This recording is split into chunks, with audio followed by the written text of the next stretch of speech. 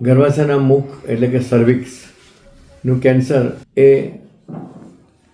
વાયરસથી થતું કેન્સર છે. HPV નામના વાયરસથી આ કેન્સર ઉદ્ભવે છે. HPV જેને થાય છે એ બધાને જ કેન્સર થઈ જાય એવું નથી, પરંતુ કેન્સર જેટલાને થાય છે ગર્ભાશયના મુખનું કેન્સર, એમાં અંડરલાઈન HPVનું ઇન્ફેક્શન હોય ને હોય છે. એટલે કોઈ પણ કેન્સરની જેમ આ કેન્સર પણ સારવાર ખૂબ જ અઘરી છે અને લાંબી પણ ચાલે એવું છે. તો એ ન થાય, prevention is better than cure, એના સિદ્ધાંત પર કામ કરે તો HPVની જો વેક્સિન આપણે આપીએ એ છોકરીને કે સ્ત્રીને, તો આ પ્રકારનું કેન્સર 90 થી 95% કેસમાં અટકાવી શકાય એમ છે. HPV વાયરસના ઘણા બધા સબટાઈપ છે. એમાંના 4 સબટાઈપ એ ગર્ભાશયના મુખના કેન્સર માટે જવાબદાર આઈડેન્ટિફાઈ થાય છે.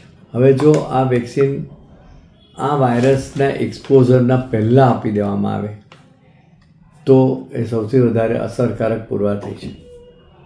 પરંતુ ધારો કે એ 18 વર્ષ કે 25 વર્ષ પછી પણ મૂકવામાં આવે તો એ વાયરસનો જેનો એક્સપોઝર થયો છે, જે સબટાઈપનો, એનાથી એને રક્ષણ મળતું નથી આ વેક્સિનથી.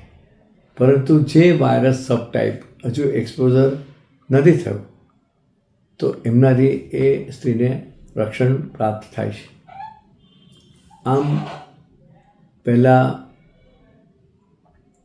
13 વર્ષની ઉંમર, 15 વર્ષની ઉંમરથી પછી આ રસી આપવામાં આવતી હતી. હવે 12 વર્ષ અને 9 વર્ષથી આ રસી મૂકવામાં આવે છે અને એના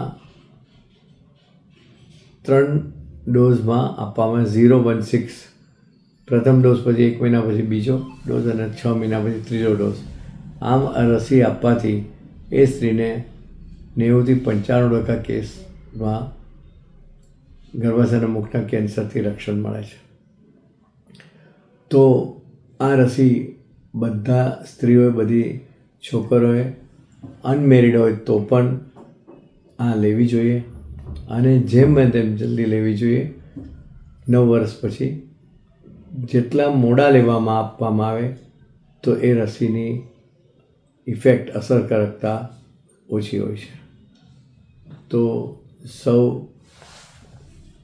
ડૉક્ટર મિત્રોને, જવાબદાર નાગરિકોને, ભણેલા શિક્ષિત લોકોને વિનંતી કરું છું કે આ રસીનો લાભ લે ને આપણા સગા સ્ત્રીઓ, ભાભી હોય, બહેનો હોય, પુત્રી હોય, એમને કેન્સરના રક્ષણ કવચમાં આવરી લઈએ તો જેથી એમને કેન્સરની શક્યતા ઓછી થઈ જાય.